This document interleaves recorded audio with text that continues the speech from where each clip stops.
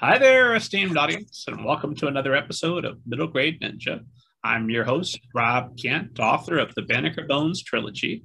The first book, Banneker Bones and the Giant Robot Bees, is available as an audiobook, a paperback, and the ebook is free. Free to download whenever you're watching or listening to this, wherever fine ebooks are sold. For more information about me and more important, for thousands of interviews with editors, literary agents, authors, all the world's best people, go to middlegradeninja.com. If you go back to the section for publishing professionals for 2013, you can read a written interview with today's illustrious guest, Marie Lamba. Marie, how are you this evening? I'm great. Thanks so much for having me. It's been a long work day, but I'm all perked up. I had a chocolate and I'm just happy to be here. Is that your go-to at night? There's a bit of chocolate and you get more energy? No, just for you. I'll be up all night now. You'll see. Well, I appreciate the sacrifice.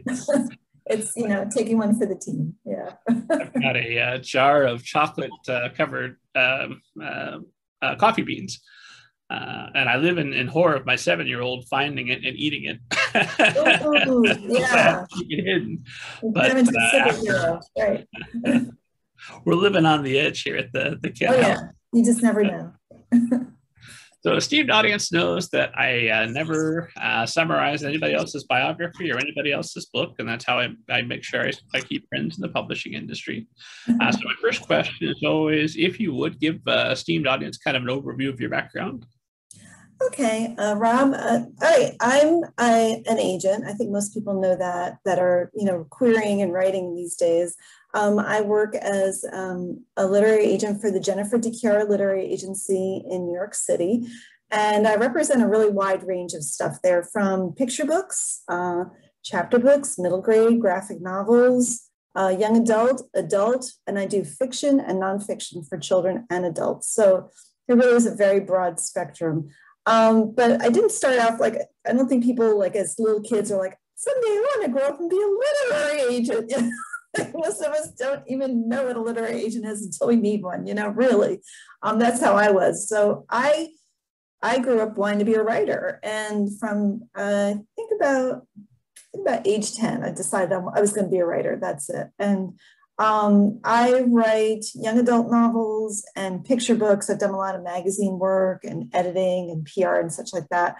And I'm actually represented by Jennifer Chiara. That's how I got into this, actually. She represents me, and I had my first novel came out, What I Meant, through Random House. That was my debut YA. And then after that, I wrote Drawn and Over My Head, 2 more YA novels. And around that time, my first novel came out just when the financial crisis hit. It came out in 2007. And What I Meant was probably, this is sort of a long way to explain how I became an agent. It's probably one of the first books that Barnes & Noble didn't automatically pick up through Random House. In the beginning, if you had a Random House book, all the Barnes & Nobles, all the Borders, remember Borders? B. Daltons, all that, they would pick up and have all of your books. And when the financial crisis was starting to come in with the recession, they didn't really understand what was going on, and they were starting to already, cut back on things and stuff like that. So my book was one of the first to take a hit. My editor got fired. I had a 2-book deal. The book deal the second book was already written and accepted. The cover was done. It was a sequel to What I Meant. It got canceled immediately. So it was a real blow. That was my debut thing. And so all of this, reason why I bring this up is because as an author, there's a lot of things that can go on to derail you and your work. And what do you do with it? So Jennifer Chiara saw me using my PR background, and I can be a very positive person. I gotta say, I was not positive then, but I was determined. Right? Yeah, I was not positive at that moment. It was miserable. I just didn't even know things like that could happen. But I used my background in PR and marketing and all that to make sure that What I Meant, my novel, would sell. And I pretty much hand sold about 80% of the titles that sold, and I earned out. And I was just sort of like this machine, right? So, I was building relationships with bookstores. So Jennifer was looking at that, and she asked me if I wanted to agent for her. and I was very confused by that. I was just like, I was not sure. So what I basically did was I was a secret agent for a while. I still have a file on my computer that I use that's called Secret Agent, where I keep all my agent related stuff, because it was like an identity thing. Like, if I'm an agent, how am I a writer? You know, I have all these friends that are writers. If I'm an agent, how are they going to, you know, relate to me? Or is, you know, am I going to have to reject them? I mean, it was like very, I just was not sure. So I did it secretly for a while. And Jennifer would just sort of share some queries with me and stuff like that. And then finally I had to admit, you're right. I want to do this. This is a good fit for me. I'm very much a mama bear. You know, I like to take care of my clients, just like my kids, you know, and, you know, I brought in my writing and my PR and all that. So as time went on, I've fully embraced being an agent. I've now been an agent at the agency for 10 years now. I just had my 10-year anniversary there, which is crazy. Yeah, thank you. It's crazy, right? It's just time goes on. We were just talking about that, right, Rob? I mean, you've been doing your website for just a little bit longer than that. And that's great. I mean, sticking with things and doing something like that. But anyway, so now I'm an agent and I'm a writer, and since I've been agenting, it's very busy, lots of work, very all consuming, you know, like you can never catch up. You just can't. And, you know, while I was waiting to connect with the call with you, I was looking at my query tracker thing, and I had like about 500 queries there. So I was like looking through them. You're never, you know, you're always working. So I didn't really do any more. It was hard for me to write for a while, quite a while. And I just started writing again as far as doing picture books and things. So I have 2 picture books that came out. I have a whole pile of books here to show you guys, like, as we talk, but anyway, so the first one I did was with my husband, Baldev, and it's this one, Green Green, a community gardening story. And it's illustrated by Sonia Sanchez, and it came out through FSG. So that was my first one. And then the second one I did is called A Day So Gray. And it's illustrated by Aaliyah Marley, and she's wonderful too. And that came out through Clarion. So my writer's brain is starting to warm up again. So I feel like my double identities are starting to kind of thrive side by side a little bit more. Only took 10 years. So that's my short bio. We're gonna. I've got all kinds of questions to I bet you do. Before we're done. I do like the idea that we started about the same time a decade ago, and so we've been moving from opposite sides of the country to this moment. That's been but I'm curious, because that is such a terrible experience just right off the bat with your second book getting canceled, and you're being fired, and then I know that you had worked as a publishing assistant. Briefly for 4 months. It was wonderful, and then everybody got laid off. You heard that one. Yeah, that's true. That was my first job out of college. I was the assistant to the publisher at Banbury Books in Wayne, Pennsylvania. It was a great job. I mean, the people were wonderful.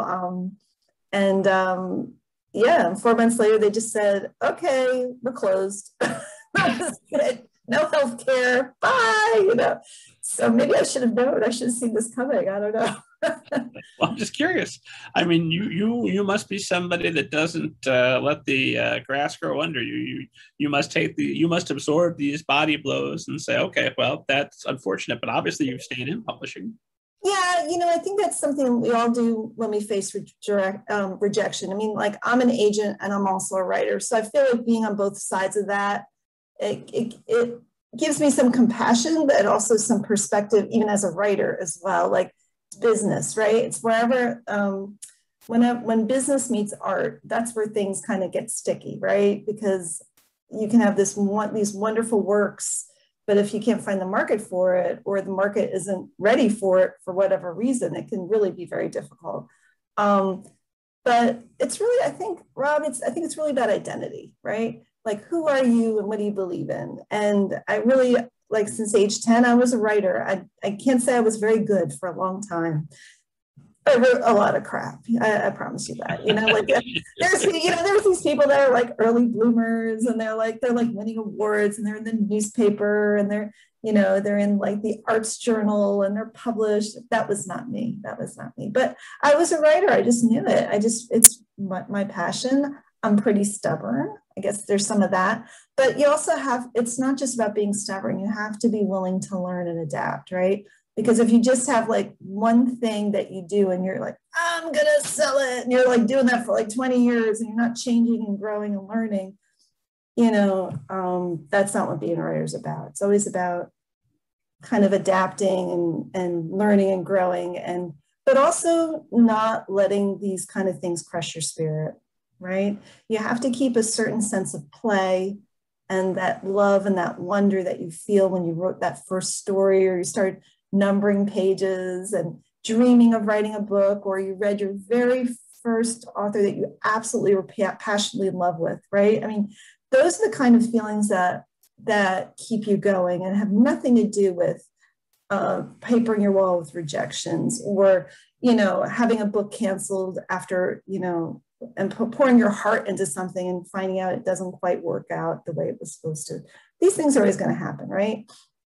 So the question is, are you going to give up? Are you, you know, why are you doing it? And, you know, it's a long road. I think that's what it is, right? I mean, we've been doing this for 10, 11 years, right? As far as agenting and your website, and you can see all the changes that and directions life is taking you through. And you have to kind of cut yourself some slack. You know, there's times where things are just not working out, and then there's times where things are golden, which makes you worry that that's not going to work out, right? Right? It's like, oh no, it's going well. You know, you wait for that big foot to come down. I hadn't considered that. Now I'm terrified. My whole point is things go up and down, and it's a long game. It's always a long game with publishing. You know, it's not just that one book, that one canceled story, that one bad experience. It's also all the great stuff and all the promise of, you know, moving forward and, you know, reinventing your ideas and believing in yourself, finding your voice, you know, and sticking to it. And, you know, I see it with my clients as well. You know, their careers go through different things. And sometimes, you know, a client will be like, you know, I just had this experience, actually, it's very funny, just yesterday, where I have a client who was like, we had this call just a few months ago. She's like, I think maybe I should give up. You know, what do you think? Nothing's happening. I put all my time into it. Maybe I should move on. And I just said, you know, you got to do what you got to do. You got to earn money. But if this is who you are and this is your dream, stick with it. You know, if you have to do it part-time for a while or whatever, I believe in you. And so just yesterday, she got a great offer on a work. So yeah, and I reminded her of that conversation. I said, remember that? Remember you were going to quit? So, you know, I always say this, and I've said this for years, you don't know for sure what's going to happen. The only thing you know for sure is that if you give up, it won't happen for you. And there's different levels of happening, right? I mean, there's like, oh, I need to be a bestseller. But these days we can publish our own work. We can reach readers. We can, you know, nobody's stopping you from creating and writing and from sharing your work, you know? So it's just a matter of like, will you be a, you know, there's always another thing like, oh, you know, you get published. Oh, you're not a bestseller. Oh, you're a bestseller. You're not the bestseller. You're, you know, like there's always like some other goalpost where writers can be like, oh, boo-hoo, you know, poor me, you know. So instead be the other side. Be like, I'm so proud of myself. I love what I did. I captured this moment that I really wanted to capture. I connected with somebody, they read it and they loved it, you know, or their child, you know, it sparked something in their child. I mean, that's real, you know, that's real stuff. So yeah. So I guess, you know, part of it's being stubborn and part of it's just, it's your identity, you know, that's what makes you stick with it. I love this idea of you as almost like a superhero, like you're cradling your canceled second novel, like Batman cradling his dead parents, and you say, "Never again. I will make sure that happens to another author." I self-published it. So because that's what, you know, what could I do? It was all written. It was, you know, it was, and at least I had the opportunity. I could self-publish. I didn't have to do. just a few years prior to this, I think this came out, I want to say, I don't know, I'm trying to remember, 2009 or something like that, this one. And, just a few years prior to that, you couldn't self-publish and have like this print on demand thing, like, and it's available all over the world. It would have been one of those deals where you do the vanity press and you order, like, you have to order 10,000 copies and they sit in your garage and you pay all this money. I mean, like, I did that once. Did you? That's tough. Yeah, right out of college, I self-published one with maybe I should say, well, First Books, which was I think they changed their name a couple of times. I think they're Author Solutions now, whatever. They were a vanity press, and I ended up with a bunch of copies. I actually sold most of them, which was that's awesome. But you had to have like a certain print run, because in those days it was a traditional press, and the second you hit the button, boom, it's like at least 5,000 copies go off, flying off the press. They couldn't do one, they couldn't do 10, right? I don't know how many copies you had to buy, but I'm sure it was significant, right? And your first reader immediately finds the typo that got missed. No, I've got a garage full of typo-ridden garbage. A whole garage full. Well, that is very impressive that you sold them all. That's wonderful. Good for you. And, people are like, I got a partner and we hustled. Yeah, see, you hustled and you probably learned a ton doing it. I'm sure you did. Yeah, we did. One of the things I learned is that the literary agents and editors who told me no were right. That book should not have been published in that stage. Last I saw, there is a copy available out there, but it was selling for 1,000 plus.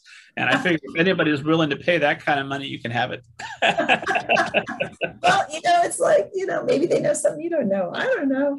But, it's tough because you have to listen to your inner voice about like what you believe in. And sometimes they are wrong. The industry can be wrong. It can be a great work and, just not the right time or the market or something happened in the marketplace that made them afraid to publish this certain thing for a length of time. And, have you seen that book called Rotten Rejections?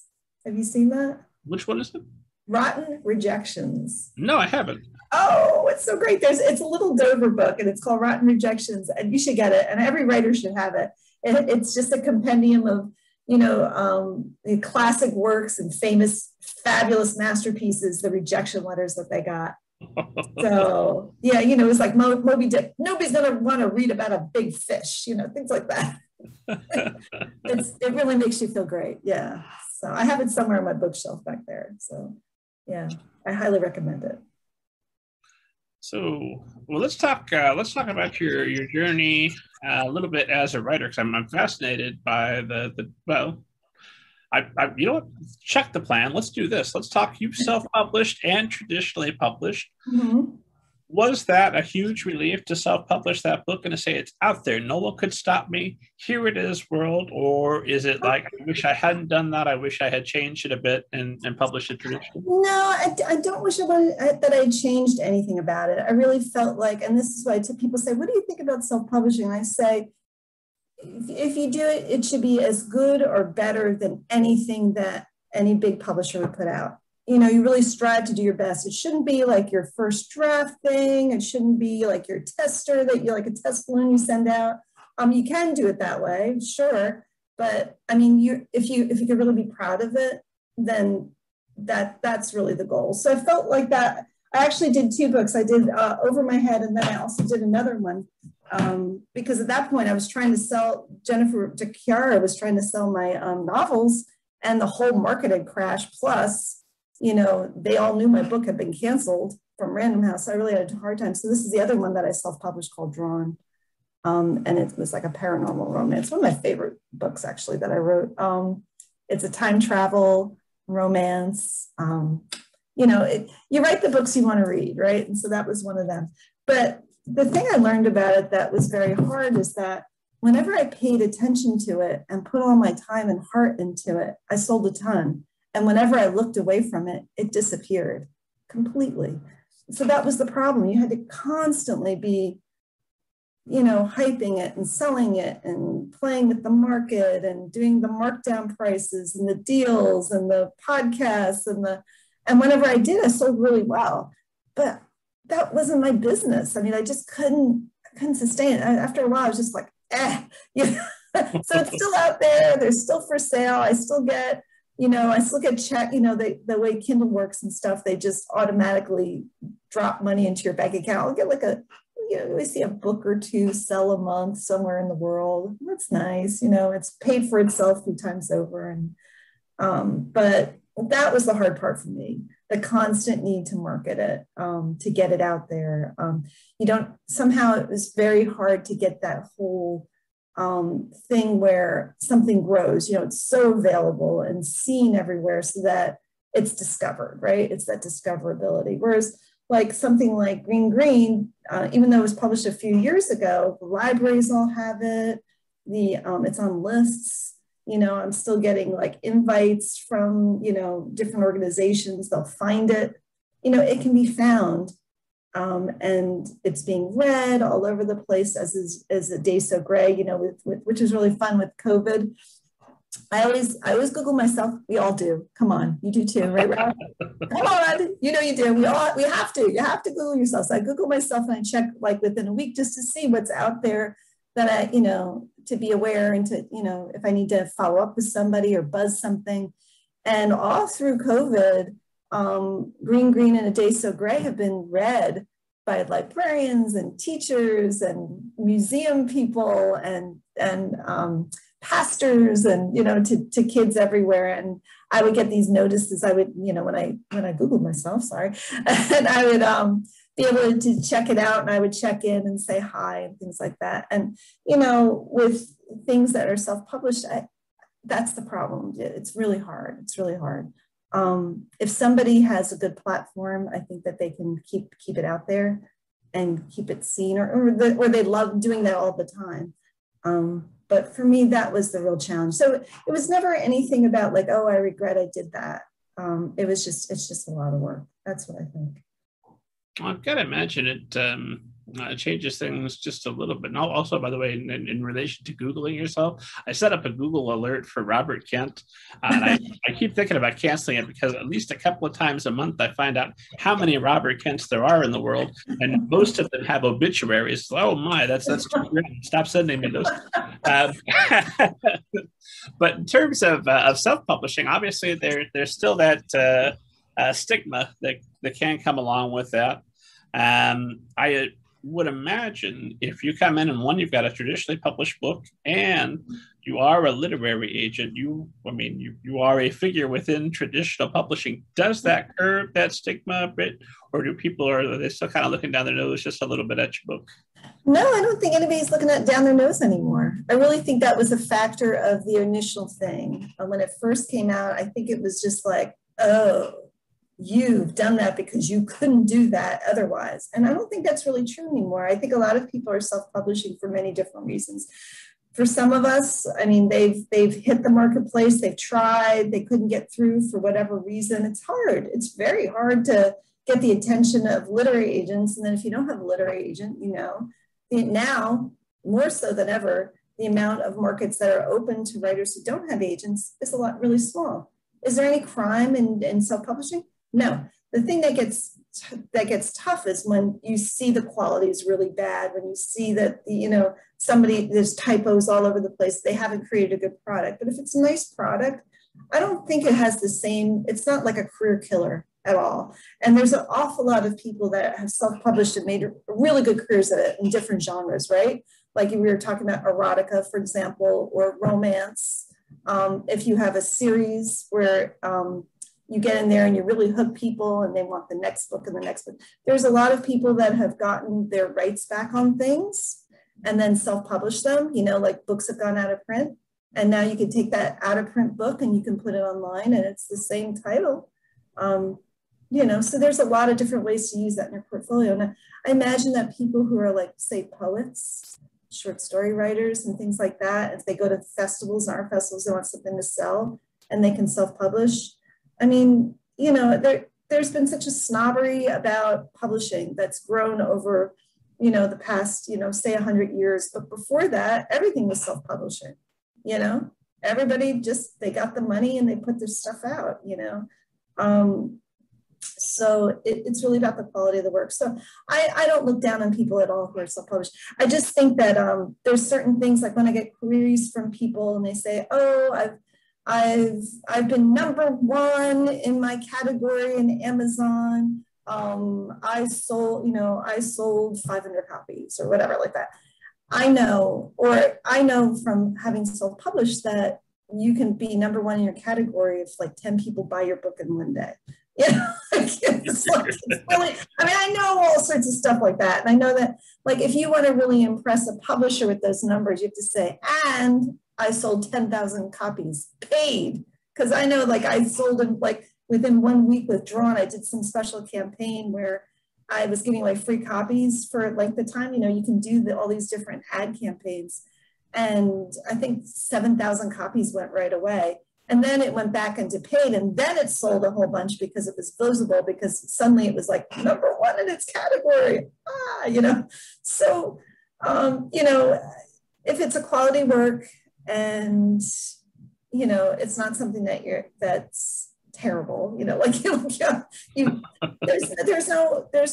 it's not going to hurt you. That's what I'm saying. It's not going to hurt you anymore. It's not that same thing that maybe when I first started doing it, it was like that vanity press. Like when you had the vanity press, you hear they call it a vanity press. It's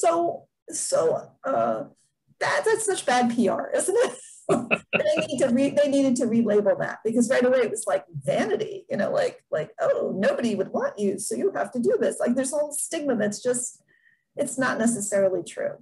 So for example, there's a lot of people who are like public speakers, or they have a nonfiction platform, and they can go to conventions and they do presentations.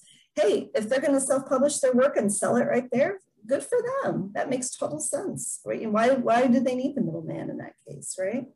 So there's a lot of different ways to look at it. I think you can't judge people like that. That's the thing. And there has been judgment in the past, but there's a lot of things that have also, we've seen it over a period of years now, the way things have shifted in attitudes, right? For example, in 2007, 2008, 2009, book sales were brutal. And things that happened in people's careers were brutal.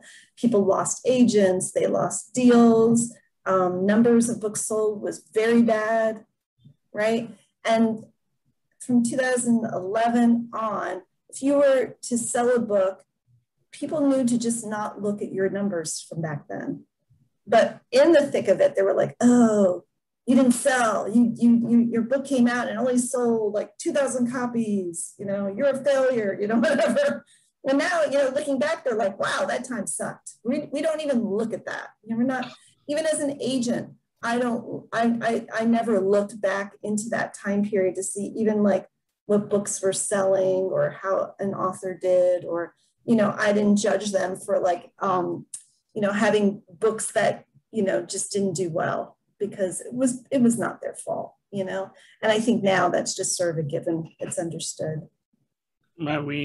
Are we maybe in another period that might be similar, with having been in a pandemic for so many of these launches that I know some have done really extraordinary work. Everyone that's come on this show has experienced that middle grade ninja boost. They're doing great.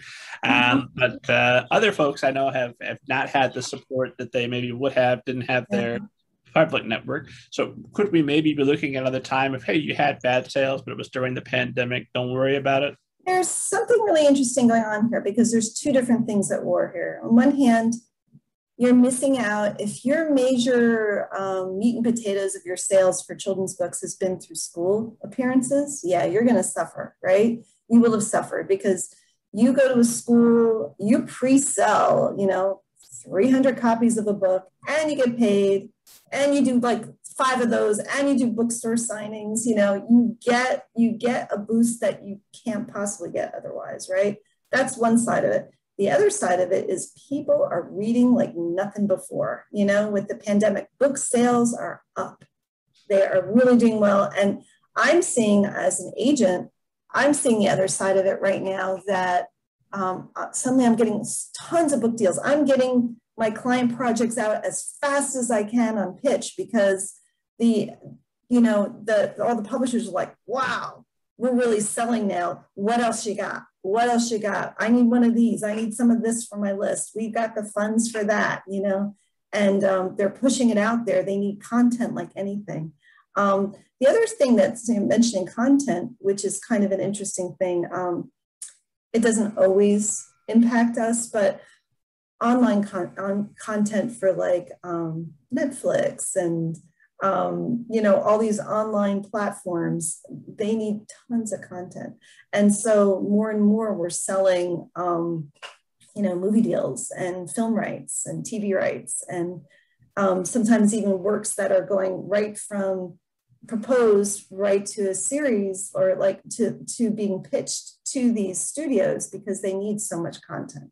So that's a very positive thing for writers. It doesn't always trickle down to everybody, but it across the board, it's positive.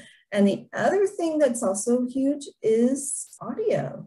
Audio was something that was like, you know, not that important.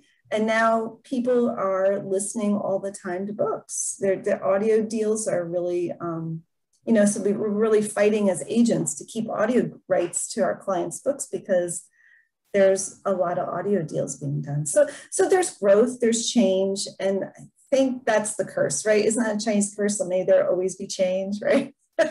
Sure. But there's positive things too, because the thing that's common for all of it is that people need writers. You know, this stuff doesn't come about by itself. Somebody's got to be telling the stories. Somebody's got to be writing the words. You know, they need it. You know, it's needed, that, and we need stories and all that. So, you know, I feel like now, and now that it's opening up, and, you know, already I'm just starting as an author, I'm starting to get invitations. It's kind of blown my mind. I'm almost not even ready for it. I'm like, talking to people, you know, I don't know. I'm like, yes, maybe, I don't know. I just got one. It's like, oh, you know, 2 sessions, at least 100 kids each. I'm like, okay, maybe, but, you know, so, you know, all these things, they haven't gone away. You know, the indie bookstores have hung in pretty well, you know, and because people are buying books, and hopefully you're buying books through your local bookstore, supporting them. But I think we're gonna have to wait and see. It's not a recession, right? It's a weird time. You know, it's like a pause, so. Well, do you have any, and this is an unbelievably unfair question, so I acknowledge that up front. The pressure's Okay. off. But do you have any predictions about how publishing, I'm sure publishing has changed, certainly in the way that people are working. We were talking about you used to look forward to going into the office. Now you're not doing that as much. What changes can you foresee occurring, knowing that nobody knows the future and things will change further?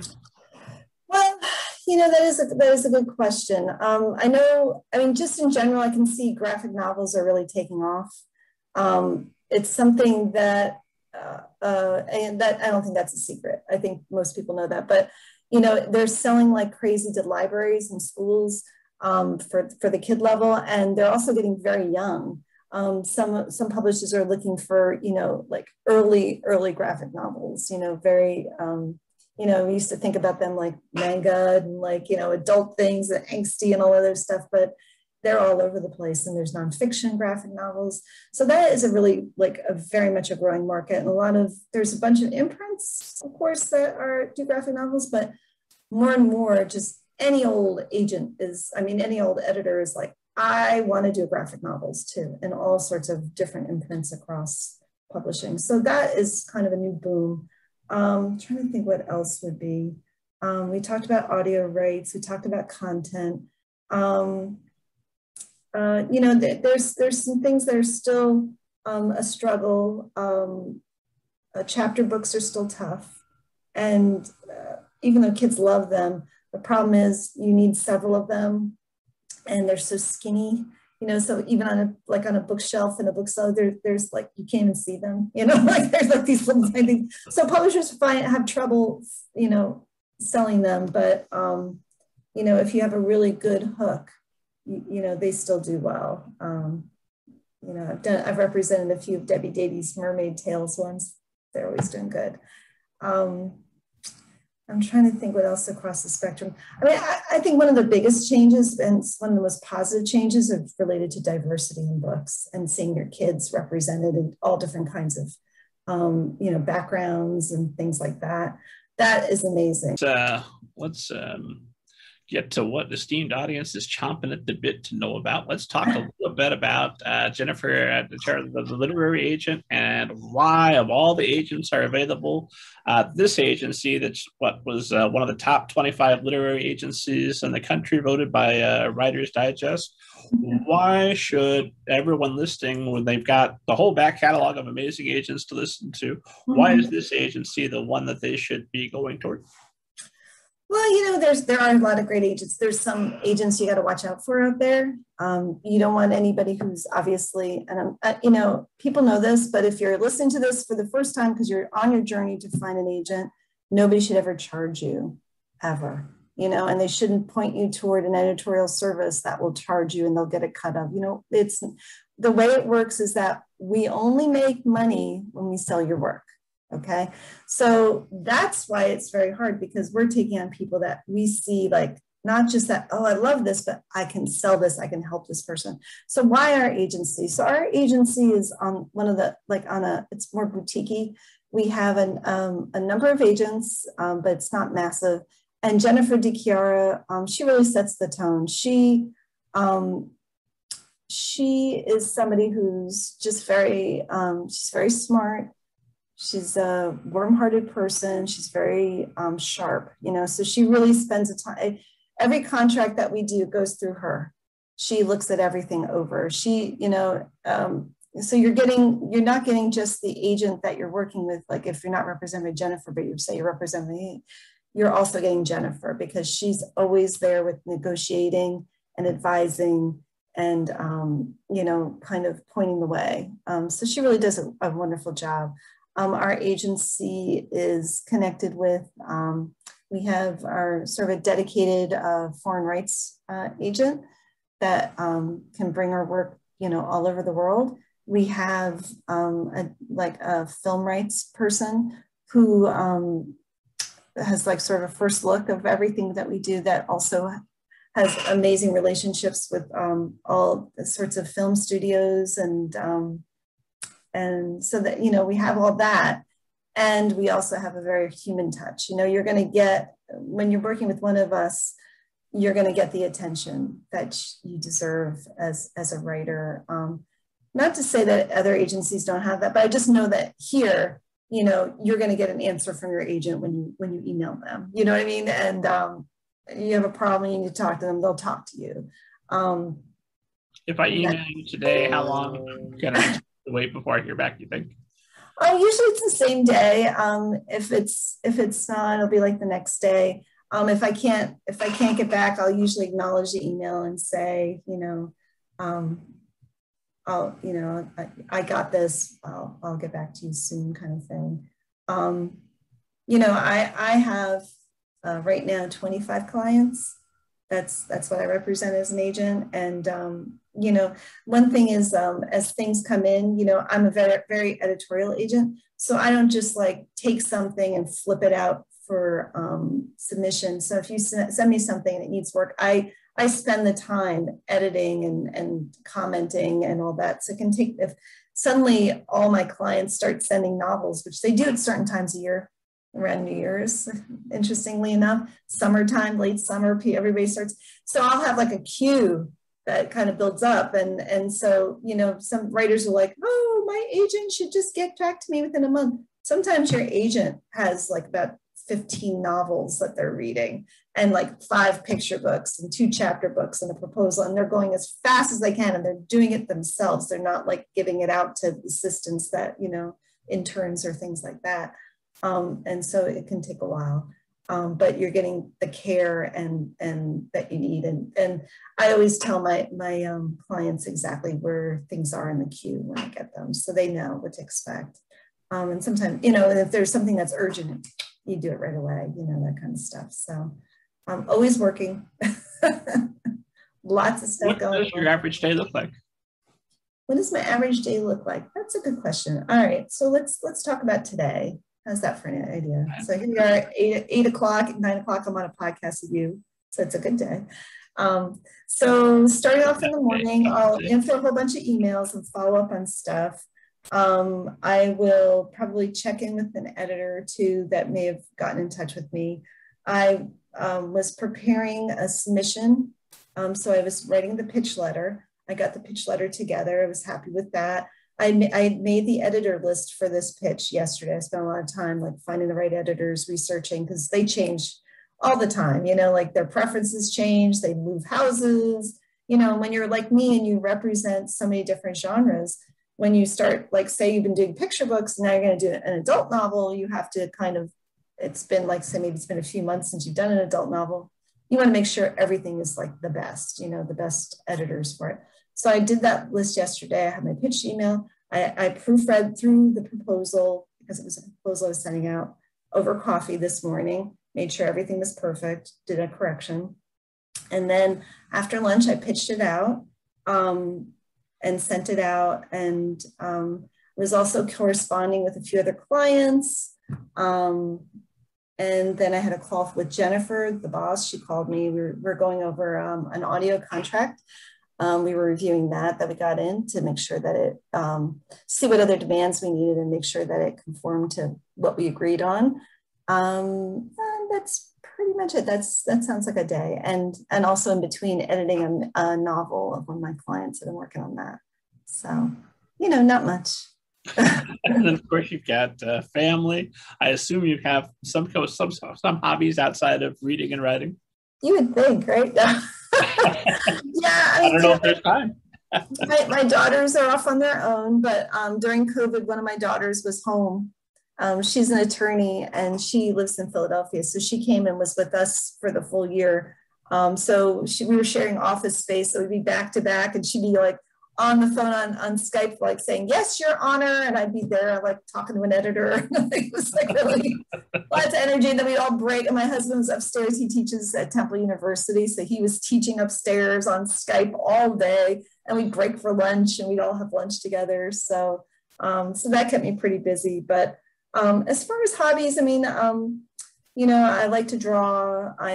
You know, I studied fine art. I always thought I'd be a writer illustrator, but I never really, you know, pursued it too much. So I do that a little bit of exercising, lots of walking, you know, staying in touch with my family, cooking, that kind of stuff. Yeah.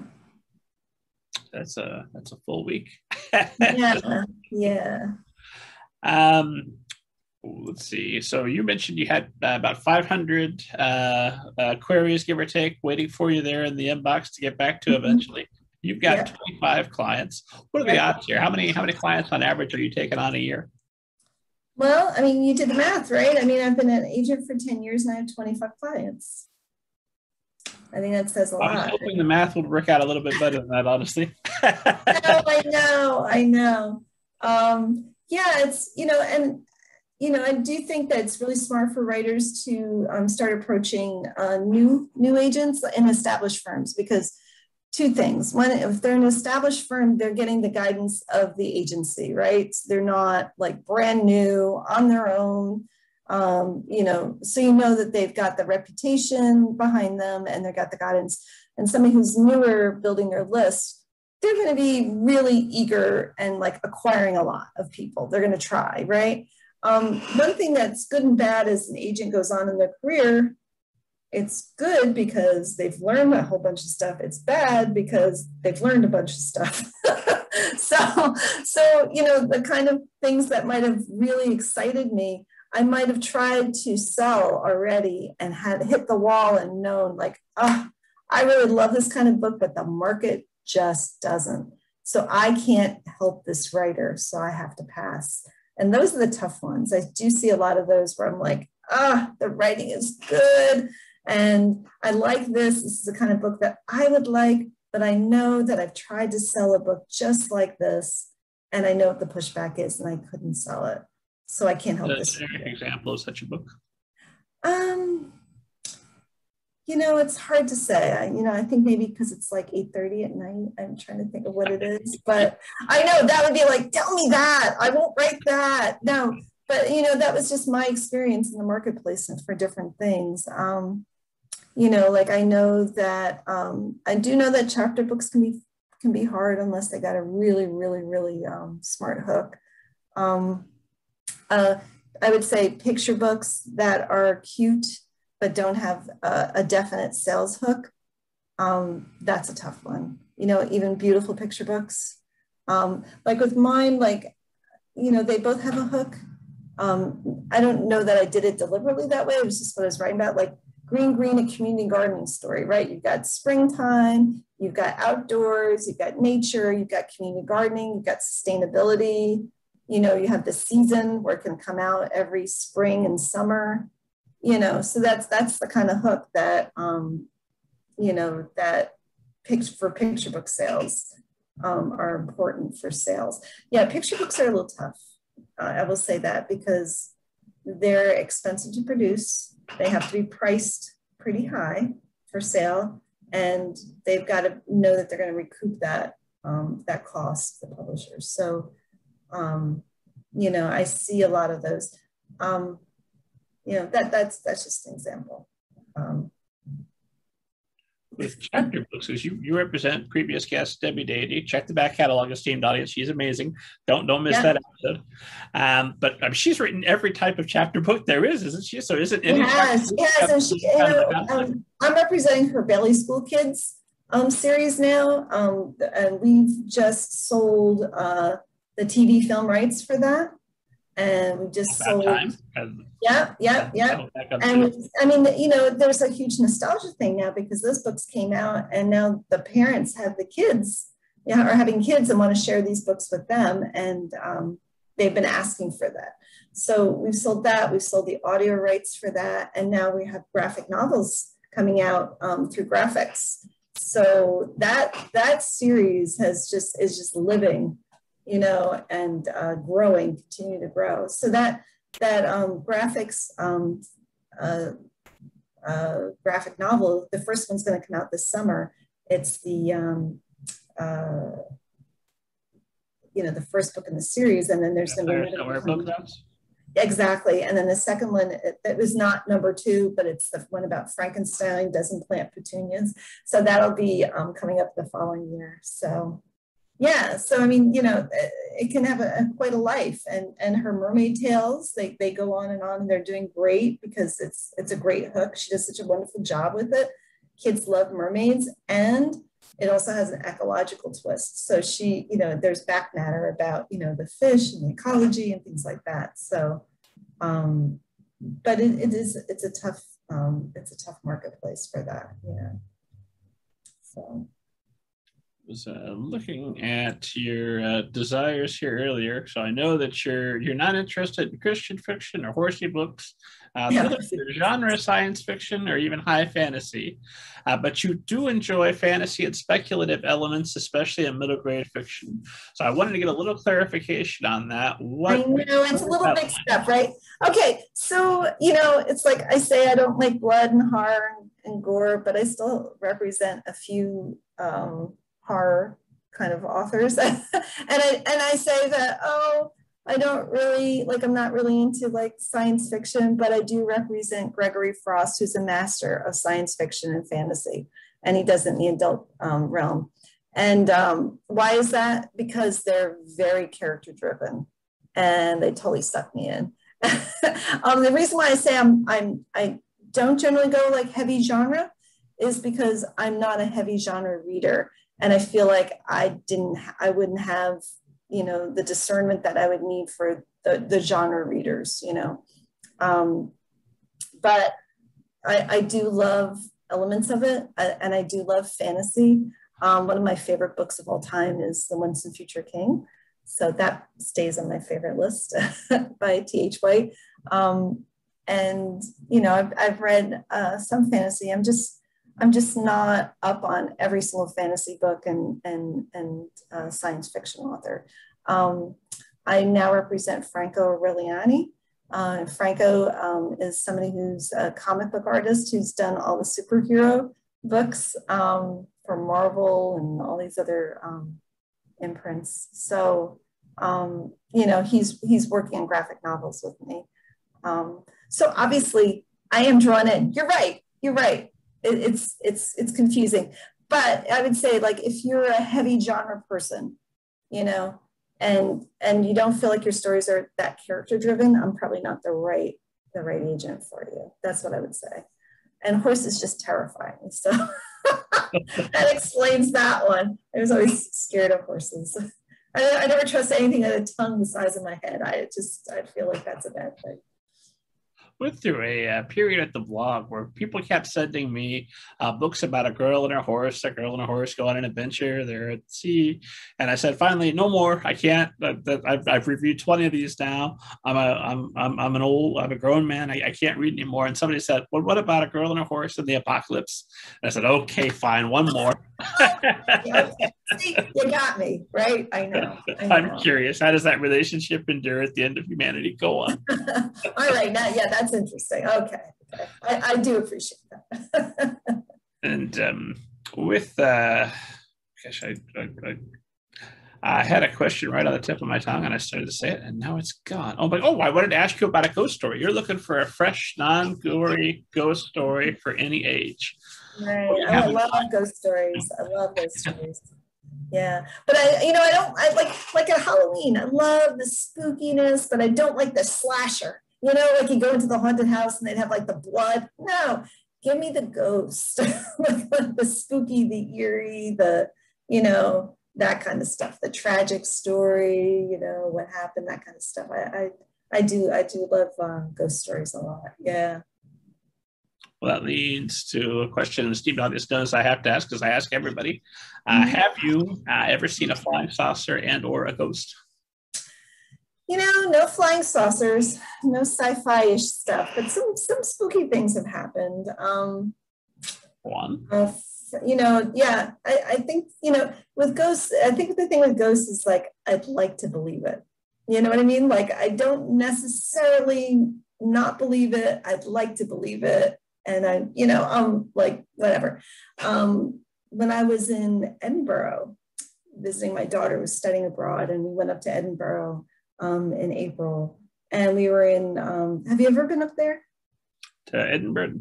No. Oh, it's the world's creepiest place. It is. It's creepy. It's good, delicious creepy. There's Greyfriars Kirk, which is a churchyard filled with the most terrifying graves you've ever seen. And that whole area, just the vibe of that is just creepy. It's just, there's something there. You just know there's something there. And in fact, that's where J.K. Rowling would walk around. She would sit in the cafe and look out in the old graveyard, and then she would walk around this graveyard. And that's where she got the names from a lot of her characters. There's the grave of Moody. There's the grave of, I'm so tired. It's been a long day. I apologize. But who's the bad guy? The big bad guy? Voldemort. Yes, Voldemort. So what's his, Tom Riddle? There's a grave for Tom Riddle in there. So, it's super creepy in that way. But that area is really creepy. And then we went and visited a castle on one of the trips into Scotland. When we were there, we did like a road trip. And there was this one room in the castle where there was like this doll on this bed. And it was like a 4-poster bed. And it was creepy. I don't know what it was. It was creepy. It was not right. Okay. So then afterwards, like 2 days later, we're back in the bed and breakfast and we're watching TV, and there's like America's, not America's, forget it. England's like most haunted houses and stuff like that. And they had this castle and they had that room, and the guy stayed overnight in their room, and the doll was jumping around. I'm like, I knew it. I know. So that's a little secondary. I realized this, but still, I knew it was not right. So like I would get vibes of things, that's what I'm saying. Yeah. What about you? Yes, but every time I tell it, I end up cutting it out of the show because it's wildly inappropriate for a middle grade theme podcast.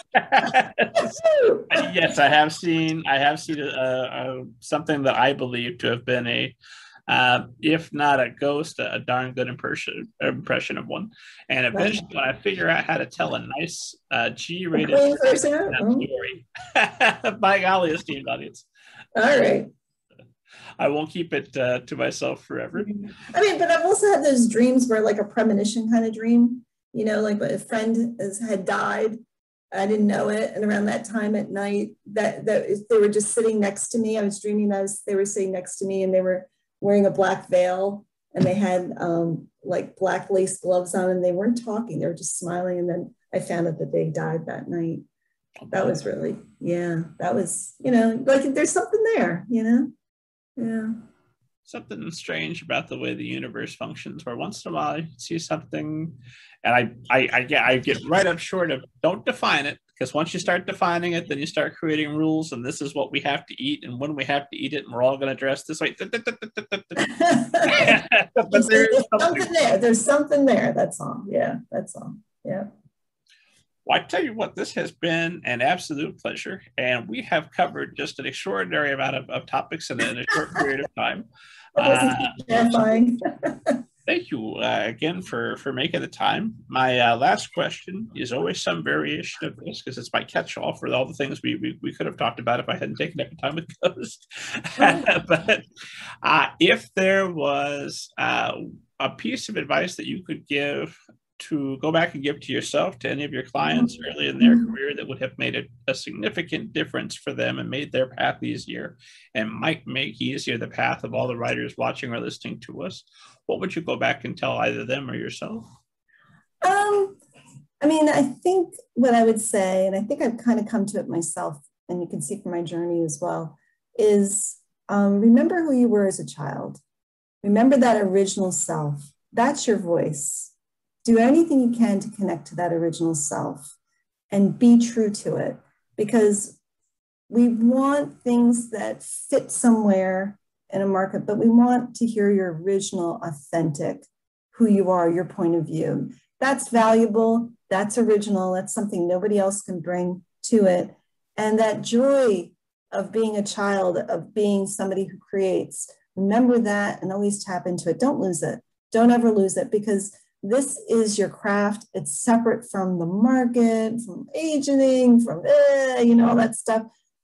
Be the joyful creator that you are, and everything else is extra. That's what I think. And it's a long game, and so don't let anything kill that joy of writing. That's really the magic. That's what I would say.